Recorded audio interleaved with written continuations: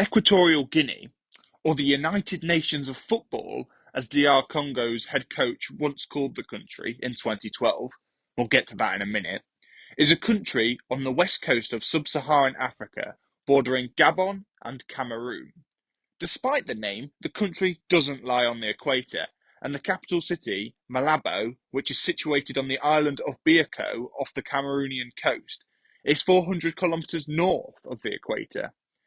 Annabon is the only part of the country south of the equator, which is closer to Sao Tome and Principe than any of mainland Africa.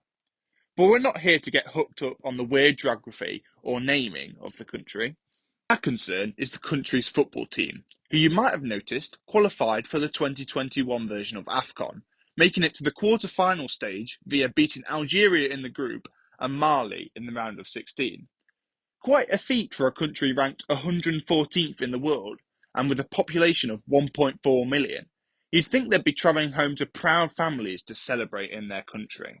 If that's what you'd think, you'd be wrong, on the most part, because only 10 of the 28-man squad are actually born in Equatorial Guinea, and just 6 play their football in the country. Instead, the national team players predominantly hail from the Spanish lower leagues, as well as from Norway, France, and Italy's top divisions. Why, you might ask? Equatorial Guinea is a Spanish-speaking country, the only one in Africa, as it was a former Spanish colony before becoming independent in 1968.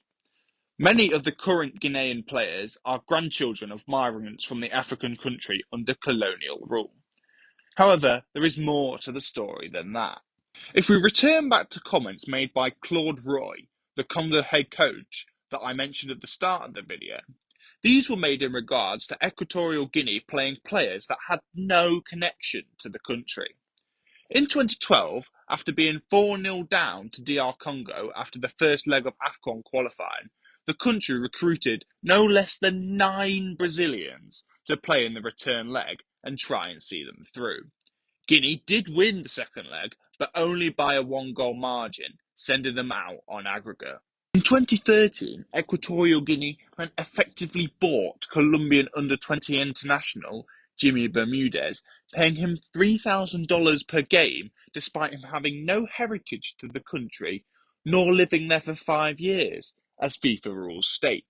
Instead, Equatorial Guinea just handed him citizenship and declared he was eligible.